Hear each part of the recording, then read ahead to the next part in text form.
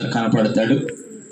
రెండవది, ఇశ్రాయేలు నడిపించిన గొప్ప నాయకుడైన మోషే కుమారుడు ఎలియజరుగా పిలువబడ్డాడు. పేరు పెట్టారు. 18వ అధ్యాయము నిర్గమకాండము 4వ వచనము చదివిన తర్వాత పుట్టినోట్లు కింద ఉంటుంది ఎలియజరు అనే పేరుకు అర్థం. అలాగే ఇజ్రాయేలు ప్రజలు పాపం చేసినప్పుడు ఆ పాపాన్ని పరిహరించడానికి ఎలియజరు కుమారుడైన ఫినెహాసు ఆ పాపాన్ని పరిహరించినట్టుగా మనం చూస్తాం. అది సంఖ్యాకాండము 25వ అధ్యాయము 4వ వచనంలో మనకు 10వ వచనంలో కనపడుతుంది. అలాగే ఆ క్రీస్తు వంశశాల పట్టికలో కూడా ఎలియజరు కనపడతాడు. ఎక్కడ కనపడతాడండి? ఇంతవరకు చాలా విషయాలు కనపడతాడు. తర్వాత యాజకుడిగా అతను కనపడతాడు.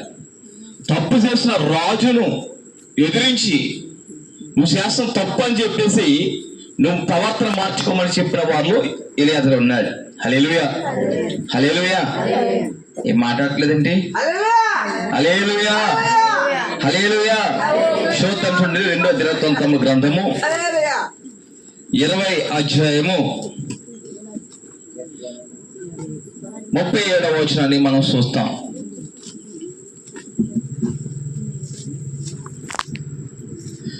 చూడండి, 2వ దినవృత్తాంత గ్రంథము 20వ అధ్యాయం 37వ వచనం.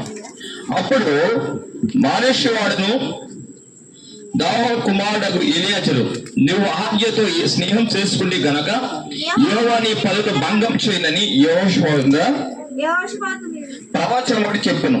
ఆ వాడలు బద్దలైపోయి యెహోషువతో చెప్పిన మాట ఎలియజరు ఏదైతే చెప్పాడో, నువ్వు చేస్తా పని మంచిది కాదు, నీ వాడలు బద్దలసిపోతాయి.